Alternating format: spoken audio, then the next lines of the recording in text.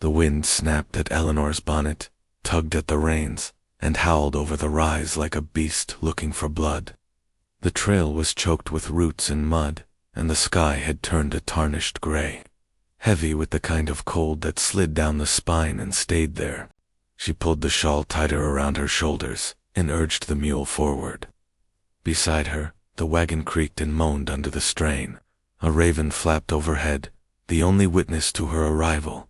She saw the cabin before she saw the man. It sat like a wound carved into the edge of the trees, weather-worn, sagging at the roofline, surrounded by piles of split wood and animal bones, picked clean. And then he stepped out, broad-shouldered, unshaven, eyes shaded beneath the brim of a weather-beaten hat. He didn't wave, just stood with an axe in hand and watched her with something between suspicion and indifference. "You're not Caleb," she said. "No, I'm Elias." A pause. The wind stirred again, carrying the faint scent of smoke and pine, and something sharper, gunpowder. "Maybe. Where is he?" "Gone hunting," Elias said. "Been a week now. Maybe more." She swallowed. Letters had been sent, promises made, but none of them mentioned a brother. He didn't move. Neither did she. Finally, he stepped aside. "You can come in if you want. Storm's coming." Inside, the cabin was dim and close. A single room with a cot, a stove, and a hearth with coals, glowing dull red. No words passed as she lowered her things. He gestured at the cot. "You take the bed. I'll sleep near the fire." She nodded once. They ate in silence. Stew and stale bread, the kind of food made not for taste, but for endurance. Outside, the storm broke rain, tapping the roof like fingers. She stared into the fire, hands clasped around the Bible her father had given her before he died. She remembered his voice, brittle but resolute. "You'll marry into good land. Ellie, the Wrights are decent folk," she whispered into the dark. "I kept my word, Papa." A long silence. From the hearth, Elias murmured, "You came alone." "Yes." He shifted. The firelight flickered against the wall. "Takes a kind of courage, that." She didn't answer. She didn't need to. In the morning, the world was white. Snow had fallen like a thief in the night, muting everything. Elias was outside, swinging the axe again, bare arms taut with effort. She stepped into the cold and took up a second axe. He looked at her, surprised. "I'm not made of glass," she said. He grunted but nodded. The axe was heavier than she expected. She swung and missed the log entirely, sending splinters flying. Elias stepped behind her, adjusted her grip without a word. His hands were calloused, his breath warm against her ear.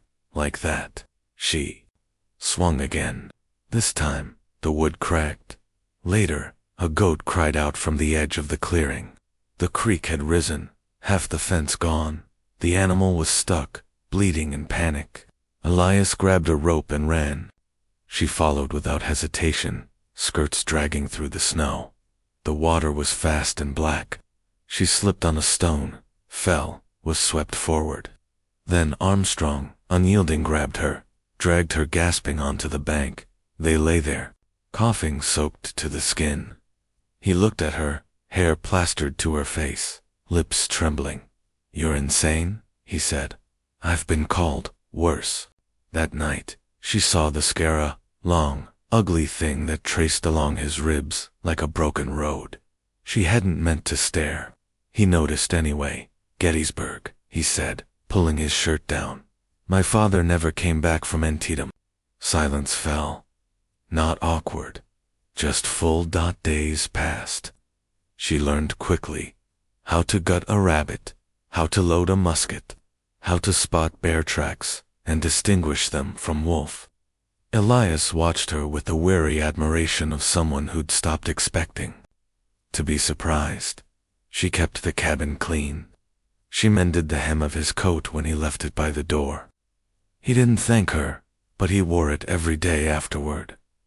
One afternoon, she found a worn sketchbook under his cot. She flipped through charcoal, drawing trees, the creek, a hawk mid-flight. Then, herself, sitting by the fire, hair unbound, smiling. He caught her looking. That's private. You're talented. He looked away. Just something to keep the dark out. She didn't press. She asked again about Caleb. He always talked better. Then he listened, Elias said. Promised folks everything, including you. And what do you think he'd say, seeing me here with you? Depends if he's sober. You're bitter. You're naive. It hung between them like smoke. She turned, slammed the door behind her.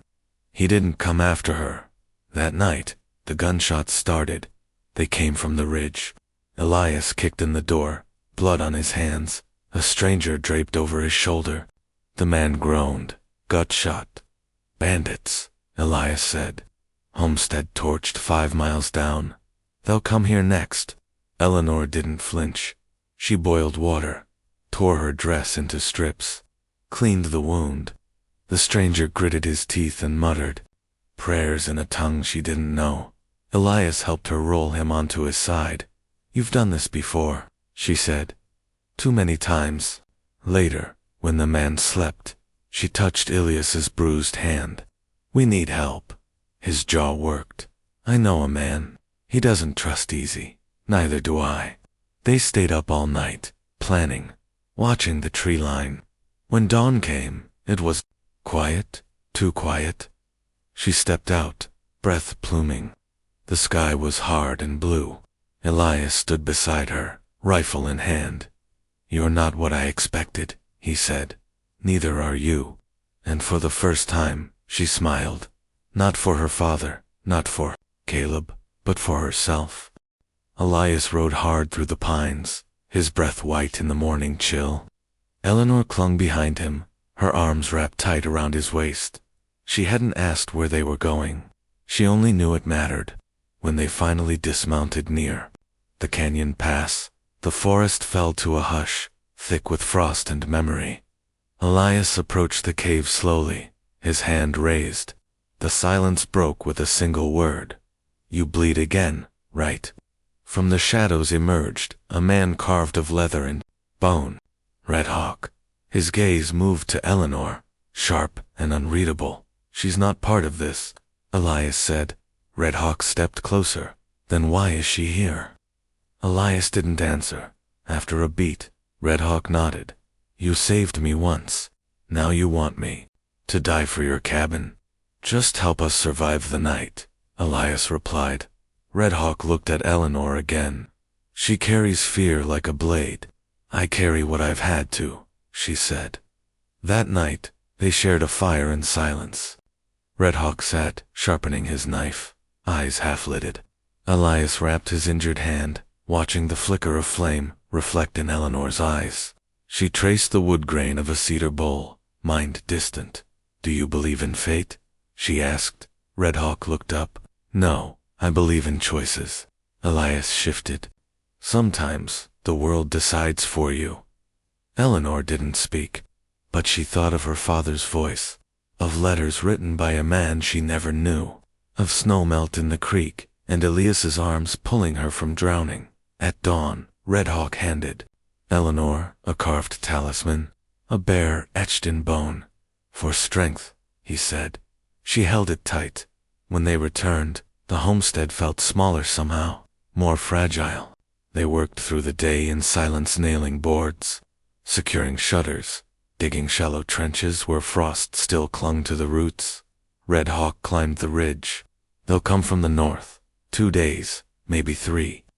Eleanor stood at the table, bullets lined before her like seeds.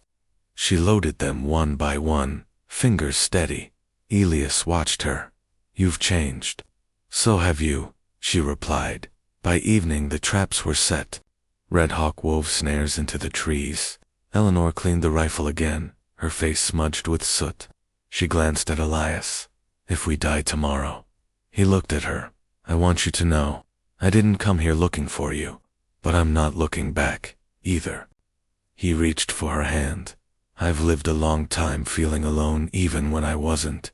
But when you're near, it's quiet inside. She blinked fast but didn't cry. The fire crackled. Red Hawk said nothing, but his gaze lingered. That night, Eleanor dreamed of rain, not storms, but soft, spring rain soaking soil, ready to grow something new. The first shot came at dusk, sharp, sudden, slicing through the stillness. Elias ducked behind the porch rail. Eleanor crawled to the window. She counted 5 shadows moving through the tree line. Red Hawk vanished into the woods without a sound. Gunfire lit the air. Sparks danced. Elias shot first. One of the attackers dropped near the fence. Another ducked behind the shed. Eleanor braced the rifle against the windowsill, her heart hammering. A man burst from cover, sprinting for the house. She fired. The shot struck him square in the chest. He fell with a grunt. She exhaled, shaky, stunned. Her first kill. Outside, Elias shouted. Red Hawk's war cry pierced the air. Chaos rained mud, smoke, splintered wood. A bullet tore through the shutter inches from Eleanor's face. She dropped low, reloading. The air reeked of powder and pine sap. Then silence. Elias limped into view, blood streaming from a gash above his brow. All down, he rasped. Except one. They dragged the Captiva wiry man with missing teeth into the barn. Red Hawk stood watch as Elias questioned him. Who sent them? How many more? The man spat, sneered, said nothing. Eleanor stepped forward, face pale but firm. She raised her boot and stomped on his wounded leg. He screamed. We're done asking, she said.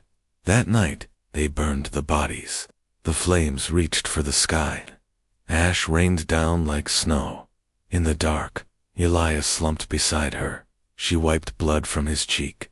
You're hurt. I've been worse. She pressed her forehead to his. We made it. He smiled. You did. They didn't speak of what had passed. They just sat, fingers laced. Morning came slow. Elias limped outside, his breath ragged. Eleanor followed, her hand resting lightly on his back. That's when they heard the hooves. Caleb, he rode in like nothing had changed. Drunk, caked in trail dust, grinning wide. Ellie, Lord above, I knew you'd make it. Elias stiffened. Eleanor didn't move. Caleb dismounted and swept his hat off with a flourish. Look at you, even prettier than your letters. She didn't speak. Elias stepped forward, jaw clenched. She's not yours. Caleb laughed. She was promised to me. What did you do, brother? Sweet talker, while I was gone. I didn't have to. Caleb stepped closer, dropping his charm. You think she'd choose you, with your ghosts and that limp? Eleanor looked at him really. Looked. You're late, Caleb, she said quietly. Caleb's smile faded. I brought gold. I got plans. California, rail contracts, land. She turned away.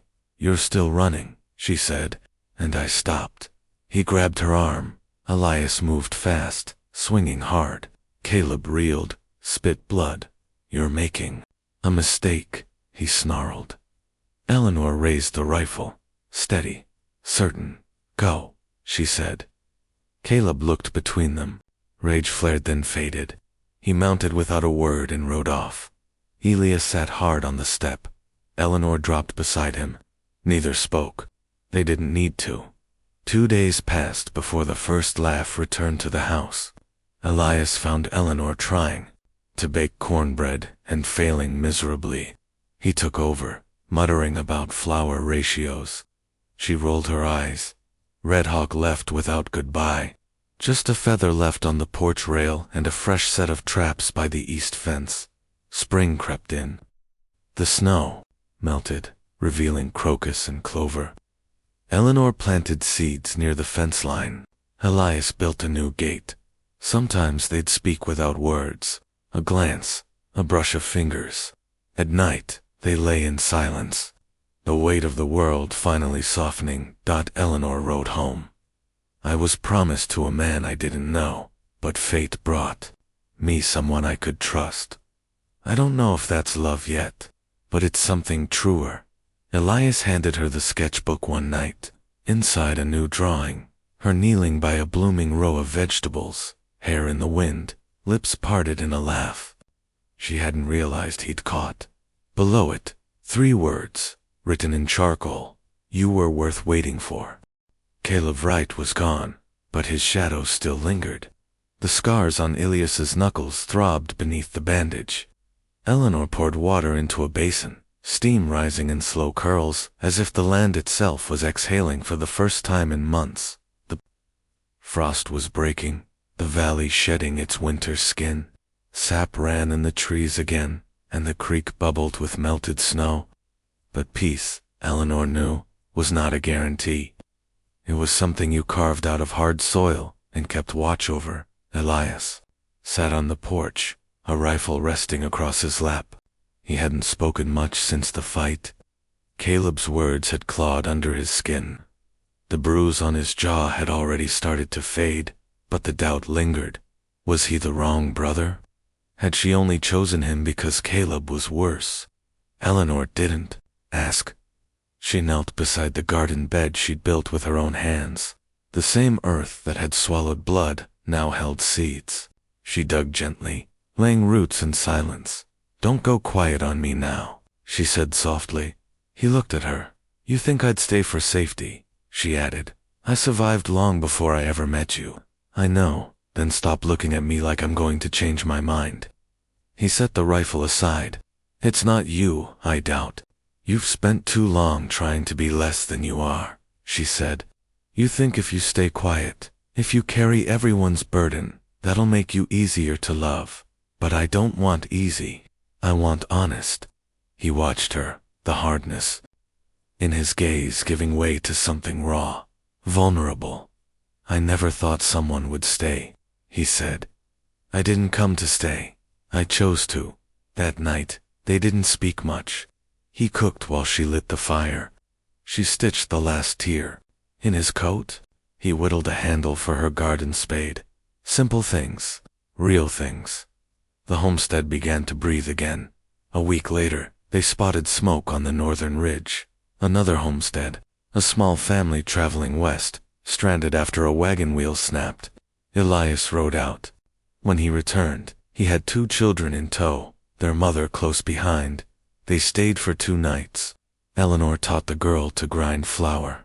Elias showed the boy how to spot deer tracks. When the family moved on, they left behind a jar of blackberry preserves and a worn book of poetry.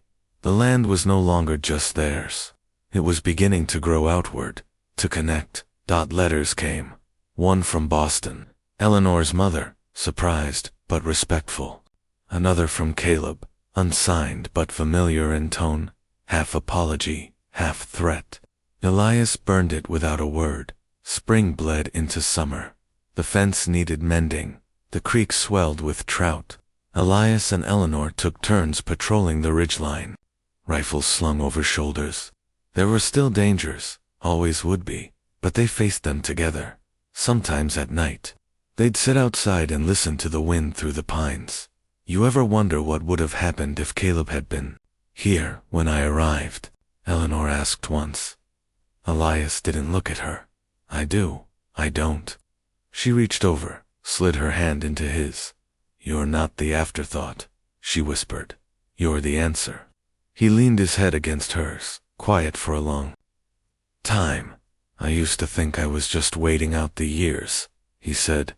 "Now I'm counting them forward." They built a second structure, a smokehouse, then a small shed. Red Hawk returned briefly in mid-July, thin and silent. He nodded when he saw Eleanor's garden blooming. She offered him water. He took it without a word. When he left again, he left behind a knife with bone inlays. For protection, though none of them said it aloud. That summer, the rains came heavy, flooded part of the field. Elias and Eleanor worked for 3 days straight, hauling stones, building a runoff ditch, dragging debris. Her hands blistered. His limp worsened, but the crops held. They ate corn and beans they'd grown, shared cider with a passing trapper, bartered with a miner for salt and coffee. Once Elias drew her again.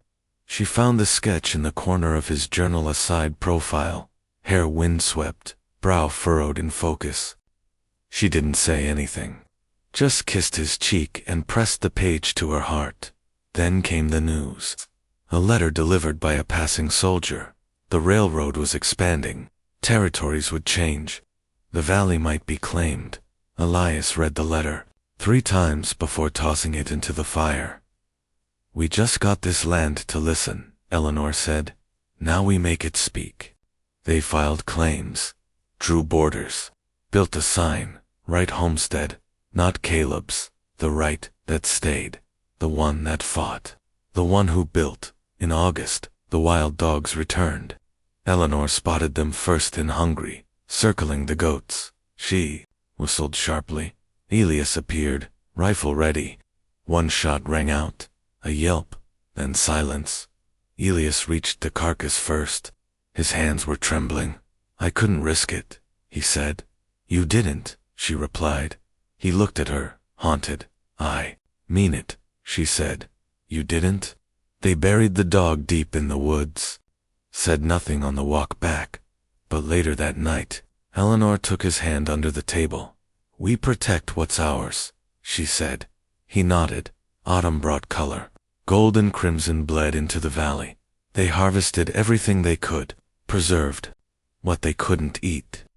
The cabin grew quieter as the light died earlier each day. On the first frost, Elias gave her a ring. It wasn't gold. It was carved from antler. She didn't cry, just said, "About time." They married under a pine tree. No preacher, no guests. Just wind and truth in hands that had built a life from nothing. Elias vowed nothing aloud. He didn't need to. She knew that winter was hard, a deep freeze. Firewood ran low. Elias grew sick for a week. Eleanor kept the fire alive, fed him broth, stayed awake, counting his breaths. He pulled through. "You saved me," he whispered one night. She smiled. "We save each other." By spring, the cabin was no longer a place to wait. It was home. One evening, Eleanor stood by the field and watched the mountains. She thought of promises broken and promises kept, of her father's voice, faded now, of a man who had been waiting for something he didn't believe he deserved. Elias stepped beside her, wrapping his arms around her waist. "What do you see?" he asked. "A future," she said. He kissed her temple. "Me too." The wind moved through the pines, not howling anymore, just breathing. Eleanor smiled, her eyes wet with something more than joy. It was something earned. Not everything ends the way it's planned. Some things end better.